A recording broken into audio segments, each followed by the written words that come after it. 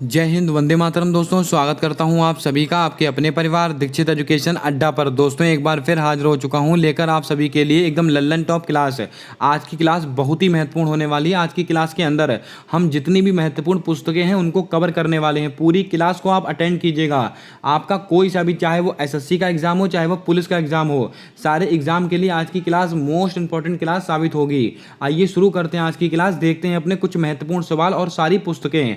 हमसे पहला सवाल पूछा गया कि पीएम मोदी ने एक देश एक उर्वरक योजना कहां शुरू की। मोस्ट इंपॉर्टेंट सवाल है, इसको आप नोट करके रखें। प्रधानमंत्री नरेंद्र मोदी जी के द्वारा एक देश एक उर्वरक योजना 2022 में इसका शुभारंभ कहां किया गया था। उत्तर प्रदेश में, महाराष्ट्र में, नई दिल्ली में, उड़ीसा में। तो आपको ध्यान में रखना है, यह दोस्तों नई दिल्ली में इसका शुभारंभ किया गया था। आपका ऑप्शन नंबर सी बिल्कुल सही जवाब होगा। और दोस्तों आपको याद होगा 600 किसान समृद्धि केंद्र भी बनाए थे। 600 किसान समृद्धि केंद्र। और ये सवाल आपके एमटीएस में पूछा भी गया है। समृद्धि केंद्र कितने हैं? 600। ये आंकड़ा आपको याद रखना है, सवाल बहुत ही महत्वपूर्ण है। और दोस्तों इसको कब शुरुआत की गई थी? 16 अक्टूबर।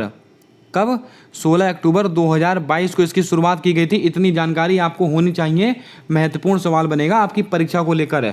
दोस्तों ऑप्शन में महाराष्ट्र देके रखा हुआ है, तो आपको याद होगा एक जीन बैंक परियोजना कहाँ की है? जीन बैंक परियोजना दोस्तों कहाँ की है? महाराष्ट्र की है। इसके अलावा उत्तर प्रदेश, दोस्तों आपको याद होगा गन्ने से संबंधित एक दोस्तों योजना थी। जल्दी से आपको कमेंट करके बताना है कौन सी योजना उत्तर प्रदेश के अंदर शुरू हुई थी जो गन्ने से संबंधित थी। इसका जवाब आपको कमेंट कर बताना है। आइए चलते हैं अपने अगले सवाल की ओर। सवाल हमसे पूछा गया है कि FATF ने निम्नलिखित में से किसे ब्लैक लिस्ट में डाला है।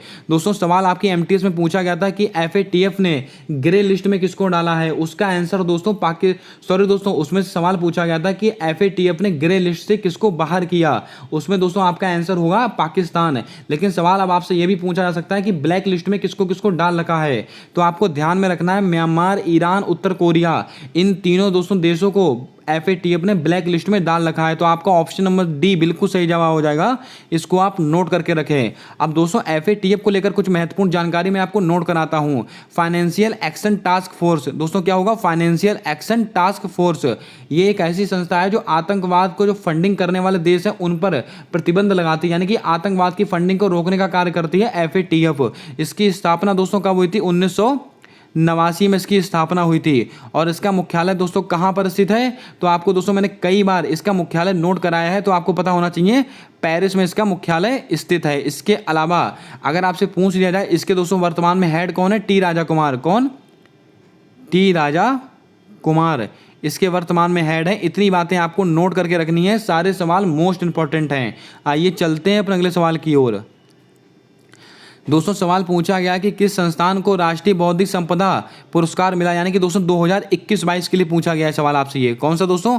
2021-22 में दोस्तों सवाल है कि किस संस्था को राष्ट्रीय बौद्धिक संपदा पुरस्कार 2021-22 प्राप्त हुआ है। IIT खड़गपुर को मिला है, IIT मद्रास को मिला है, IIT रुड़की को मिला है, IIT गांधीनगर को मिला है। आपको दोस्तों याद करके रखना है IIT मद्रास इसका राइट आंसर हो जाएगा। इसको आप ध्यान में रखें। अब दोस्तों IIT की बात आई है तो कुछ महत्वपूर्ण सुपर कंप्यूटर मैं आपको यहाँ पर रिवाइज कराता हूँ। अगर आपसे पूछ लिया जाए IIT रुड़की, इससे दोस्तों कौन सा है? परम गंगा सुपर कंप्यूटर किसके द्वारा विकसित किया गया है? IIT रुड़की। अब दोस्तों IIT गांधीनगर क्या है? परम अनंत सुपर कंप्यूटर किसके द्वारा विकसित किया गया है? IIT गांधीनगर। IIT खड़गपुर परम शक्ति। और दोस्तों एक सवाल आपको और याद रखना है, परम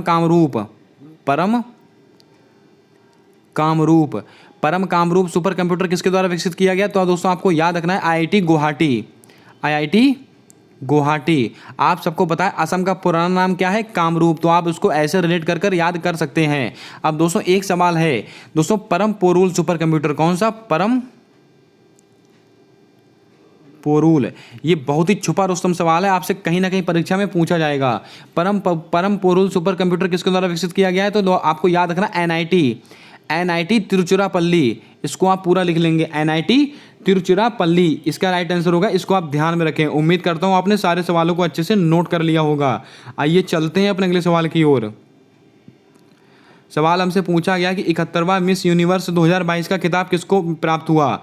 हरनाथ संधू को मिला है, आर बोनी गैब्रियल को मिला है, सरगम कौशल को मिला है, लारा दत्ता को मिला है। यहाँ पर 2 से 3 नाम हमारे लिए बहुत ही महत्वपूर्ण है। दोस्तों 71वां मिस यूनिवर्स का खिताब किसको मिला है, तो आपको याद रखना है आर बोनी गैब्रियल। आपका ऑप्शन नंबर बी बिल्कुल सही जवाब होगा, इसको आप ध्यान में रखें। बात करते हैं ऑप्शंस को लेकर। हरनाथ संधू, इनको दोस्तों 70वां मिला है। कौन सा? 70वां मिला है। और कहाँ की रहने वाली हैं, तो आपको याद होगा चंडीगढ़ की रहने वाली हैं, चंडीगढ़ की रहने वाली हैं। और 71वां किसको मिला है? R Bonnie Gabriel. इतनी बातें आपको ध्यान में रखनी है। और अमेरिका की रहने वाली हैं, इसको भी आपको थोड़ा रीचेक कर लेना है खुद से। बात करते हैं Sargam Kaushal, Mrs India, Mrs India, Mrs India 2022 का खिताब किसने जीता था, तो आपको याद होना चाहिए सरगम कौशल ने। आइए चलते हैं अपने अगले सवाल की ओर। और कहाँ की रहने वाली हैं? जम्मू कश्मीर की। दोस्तों हमसे अगला सवाल पूछा गया कि विश्व आर्थिक मंच का मुख्यालय कहाँ पर स्थित है। इस सवाल के ऊपर आप स्टार लगा के रखें, आपकी परीक्षा में आपको नंबर दिलाएगा सवाल है। दोस्तों जिनेवा में स्थित है, दावोस में स्थित है, जर्मनी में स्थित है, या स्विट्जरलैंड में स्थित है। दोस्तों आपकी जानकारी के बता दें, विश्व आर्थिक मंच इसका मुख्यालय कहाँ पर स्थित है? दावोस में स्थित है। आपका ऑप्शन नंबर बी बिल्कुल सही जवाब होगा। स्थापना कब हुई थी? 1971। दोस्तों 1971 या 1961, आपको कमेंट करके बताना है इसका सही आंसर क्या होगा। इसमें थोड़ा सा कंफ्यूजन है, इसका जवाब आपको कमेंट कर बता देना है। आइए दोस्तों इसको लेकर कुछ महत्वपूर्ण फैक्ट मैं आपको और नोट कराता हूं। विश्व आर्थिक मंच इसका मुख्यालय कहां पर स्थित है? दावोस में स्थित है। और दोस्तों आपको एक रिपोर्ट याद होगी, कौन सी? लैंगिक अंतराल सूचकांक, लैंगिक अंतराल सूचकांक, ये दोस्तों कौन जारी करता है, तो आपको ध्यान में रखना है, यही दोस्तों विश्व आर्थिक मंच इसके द्वारा जारी की जाती है। जेंडर गैप इंडेक्स कौन जारी करता है? विश्व आर्थिक मंच। मुख्यालय कहाँ पर स्थित है? दावोस में। अब इसकी स्थापना आपको कमेंट कर बता देनी है। अब दोस्तों ऑप्शन में कुछ नाम लिखे हुए हैं, इनका दोस्तों हम बात करते हैं किसका किसका मुख्यालय कहाँ पर स्थित है। जिनेवा, जिनेवा में दोस्तों किसका किसका मुख्यालय स्थित है? WTO, WHO और ILO।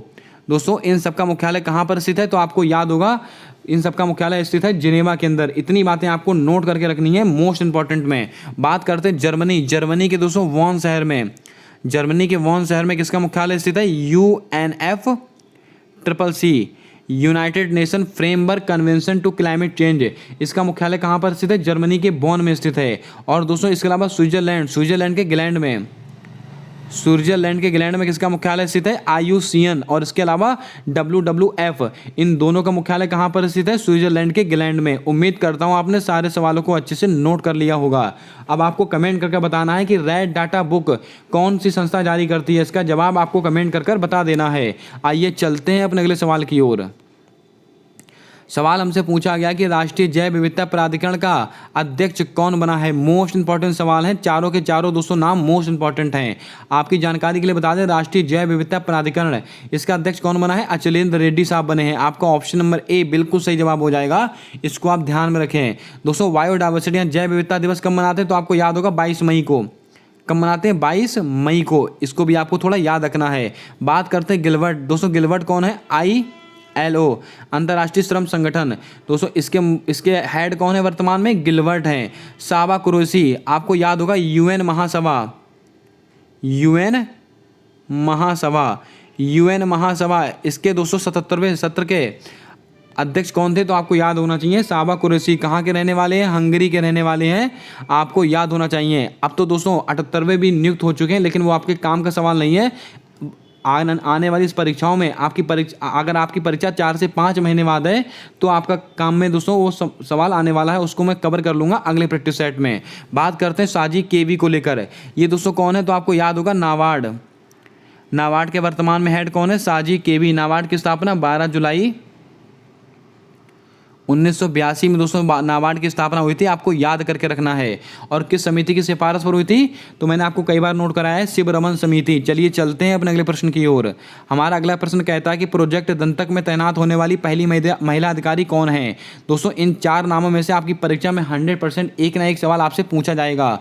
कैप्टन शिवा चौहान है, सुरभि जकमोला है, अभिलाषा बराक है, सालिजा धामी है।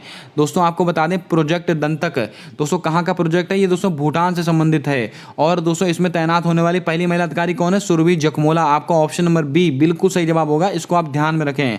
बात करते हैं कैप्टन शिवा चौहान के बारे में। सियाचिन में तैनात होने वाली पहली महिला अधिकारी कौन है? कैप्टन शिवा चौहान। अभिलाषा बराक। दोस्तों इनसे संबंधित आपको क्या याद रखना है? एविएशन कॉर्प, आप इसको नोट करेंगे। एविएशन कॉर्प में शामिल होने वाली पहली महिला अधिकारी अभिलाषा बराक। कमेंट करके बताएं सालिजा धामी, इनका संबंध किससे है? इसका जवाब आपको कमेंट करके बता देना है। चलिए चलते हैं अपने अगले प्रश्न की ओर। सवाल हमसे पूछा गया कि आत्मीय समाज की स्थापना कब हुई थी? दोस्तों कुछ महत्वपूर्ण समाज मैं आपको फिर से आज नोट कराने वाला हूं, इससे बाहर आपकी परीक्षा में सवाल नहीं पूछा जाता है एसएससी के अंदर। आत्मीय समाज, इसकी स्थापना कब हुई थी? 1815, 1828, 1875, 1867। तो आपको ध्यान में रखना है, आत्मीय समाज की स्थापना हुई थी 1815 ईस्वी में। आपका ऑप्शन नंबर ए बिल्कुल सही जवाब हो जाएगा, इसको आप ध्यान में रखें। अब दोस्तों आत्मीय समाज की स्थापना किसने की थी? राजा राम मोहन राय। राजा राम मोहन राय, राजा राम मोहन राय ने आत्मीय समाज की स्थापना की थी। अब दोस्तों बात करते हैं 1828, इसमें क्या होता है? ब्रह्म समाज की स्थापना। ब्रह्म समाज की स्थापना दोस्तों कब हुई थी? तो 1828 ईस्वी में हुई थी। किसके द्वारा की गई थी? राजा राम मोहन राय के द्वारा की गई थी। 1875, इसमें दोस्तों आर्य समाज, कौन सी? आर्य समाज।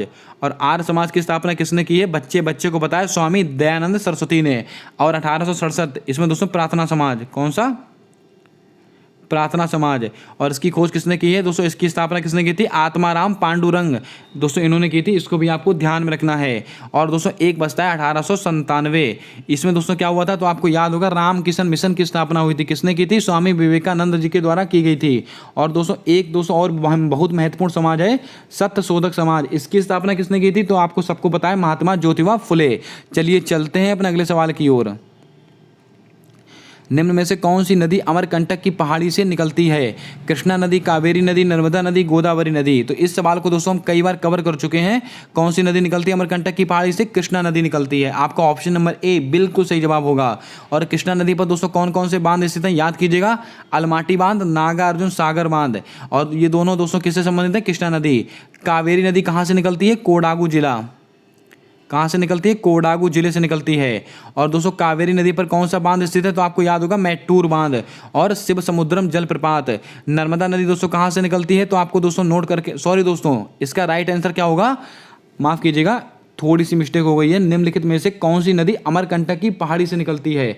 तो आपका राइट आंसर हो जाएगा नर्मदा नदी। माफ कीजिएगा दोस्तों, नर्मदा नदी अमरकंटक की पहाड़ी से निकलती है। कृष्णा नदी दोस्तों कहाँ से निकलती? महाबलेश्वर की पहाड़ी से। महाबलेश्वर, मानवीय भूल है दोस्तों, क्षमा कीजिएगा। कृष्णा नदी दोस्तों कहाँ से निकलती है? महाबलेश्वर की पहाड़ी से निकलती है। और दोस्तों कावेरी नदी कहाँ से निकलती है? कोडागू जिले से निकलती है। और दोस्तों ये नर्मदा नदी कहाँ से निकलती है? अमरकंटक की पहाड़ी से निकलती है। इतनी बातें आपको ध्यान में रखनी है, बहुत ही महत्वपूर्ण सवाल है। आइए चलते हैं अपने अगले सवाल की ओर। चाप चार कूट महोत्सव का संबंध किस राज्य से है? दोस्तों यहाँ पर चैप चार नहीं होगा, यहाँ पर चाप चार होगा। इसको आप थोड़ा सा करेक्ट कर लेंगे। क्या होगा दोस्तों? चाप चार। चाप चार कूट महोत्सव का संबंध किस राज्य से है? तो आपको ध्यान में होगा, ये दोस्तों मिजोरम से संबंधित है। आपका ऑप्शन नंबर बी बिल्कुल सही जवाब हो जाएगा, इसको आप ध्यान में रखें। मणिपुर से दोस्तों आपको क्या याद रखना है? आपको दोस्तों मैंने याद कराया था, सिरोह लिली फेस्टिवल कहाँ का है? ये दोस्तों मणिपुर का है। लाई हरोवा फेस्टिवल कहाँ का है? जल्दी से बताएं आप। लाई हरोवा फेस्टिवल का संबंध किस राज्य से है? इसका जवाब आपको कमेंट करके बताना है। अब दोस्तों बात करते हैं झारखंड से दोस्तों आपको क्या याद रखना है? तो दोस्तों मैंने आपको नोट कराया था सरहुल फेस्टिवल, इसके अलावा जट जाटिन। और दोस्तों एक नोट और आपको मैंने एक और भी नोट कराया था, जट जाटिन पाइका छऊ कर्मा, ये सब दोस्तों कहाँ से संबंधित है? झारखंड। ये सब सवाल आपको नोट करके रखने हैं। सवाल एसएससी बार बार ऐसे ही सवाल पूछ रहा है। आइए चलते हैं अपने अगले सवाल की ओर। दोस्तों यहाँ तक हम ये 10 सवाल थे जो मैंने आपको करा दिए। यहाँ से शुरू करते हैं अपनी महत्वपूर्ण पुस्तकें और उनके लेखक। सारे सवाल आप फटाफट देखते जाइएगा। मोस्ट इंपॉर्टेंट पुस्तकें लेकर आया हूँ आपकी परीक्षा में, 100% यहाँ से सवाल पूछा जाएगा। दोस्तों कादम्बरी किसकी पुस्तक है? बाण भट्ट की पुस्तक है। राज तरंगिणी किसकी है? कल्हण की पुस्तक है। इंडिका किसकी पुस्तक है? मेगास्थनीज की पुस्तक है। कल्पसूत्र किसकी पुस्तक है? जैन धर्म के भद्रबाहु की पुस्तक है। बुद्ध चरित्र का संबंध किससे है? अश्वघोष से है। किताब उल हिंद किसकी पुस्तक है? अलबरूनी की पुस्तक है। मुद्रा राक्षस विशाख दत्त की पुस्तक है। मृक्षकटकम शूद्रक की पुस्तक है। गीत गोविंद जयदेव की पुस्तक है। अकबरनामा अबुल फजल की पुस्तक है। पंचतंत्र विष्णु शर्मा की पुस्तक है। सी यू की किसकी पुस्तक है? ह्वेन सांग की। सूर्य सिद्धांत किसका है? आर्यभट्ट का। रहेला किसकी पुस्तक है? Ibn Battuta. गीता रहस्य किसकी पुस्तक है? बाल गंगाधर तिलक। आमुक्त माल्यदा किसकी पुस्तक है? कृष्ण देव राय की पुस्तक है। महाभाष्य किसका है? पतंजलि का। काम सूत्र से संबंधित कौन है? वात्स्यायन। रत्नावली किसकी पुस्तक है? हर्षवर्धन की पुस्तक है। मालविकाग्नि मित्रम ये किसकी पुस्तक है? कालिदास की। और दोस्तों कालिदास के कुमार संभवम ये भी कालिदास की है, इसको भी आप ध्यान में रखेंगे। पृथ्वीराज रासो किसकी पुस्तक है? चंद्रबरदाई की। लाइफ डिवाइन किसकी है? अरविंद घोष की। इंडिया स्ट्रगल किसकी है? सुभाष चंद्र बोस की। और दोस्तों कुछ पुस्तकें हैं। विश्व इतिहास की झलक किसकी पुस्तक है? पंडित जवाहरलाल नेहरू। बंदी जीवन किसकी है? सचिंद्रनाथ सान्याल। हिंद स्वराज किसकी? Mahatma Gandhi. India wings freedom Abul Kalam Azad. अगर विंग्स ऑफ फायर अगर आपसे पूछा जाए तो आप कहेंगे एपीजे अब्दुल कलाम। अगर इंडिया विंग्स फ्रीडम पूछेंगे तो आप कहेंगे अबुल कलाम आजाद। लेकिन अगर आपसे पूछ लिया जाए इंडिया विंग्स फ्रीडम तो आपका जवाब होगा, अभी मैंने आपको बताया था किसका नाम बताया था, मुझे याद नहीं रह गया, देखिए एपीजे अब्दुल कलाम। इसको आप ध्यान में रखेंगे। सत्यार्थ प्रकाश किसकी रचना है? दयानंद सरस्वती। गुलामगिरी किसकी पुस्तक है? ज्योतिबा फुले की। असत्य के साथ मेरे प्रयोग ये किसकी पुस्तक है? महात्मा गांधी की। रेत समाधि ये किसकी पुस्तक है? गीतांजलि श्री। आपको याद होगा 2022 में रेत समाधि के लिए इनको क्या मिला था? अंतर्राष्ट्रीय बुकर पुरस्कार। और फर्स्ट पर्सन किसकी पुस्तक है? Vladimir Putin.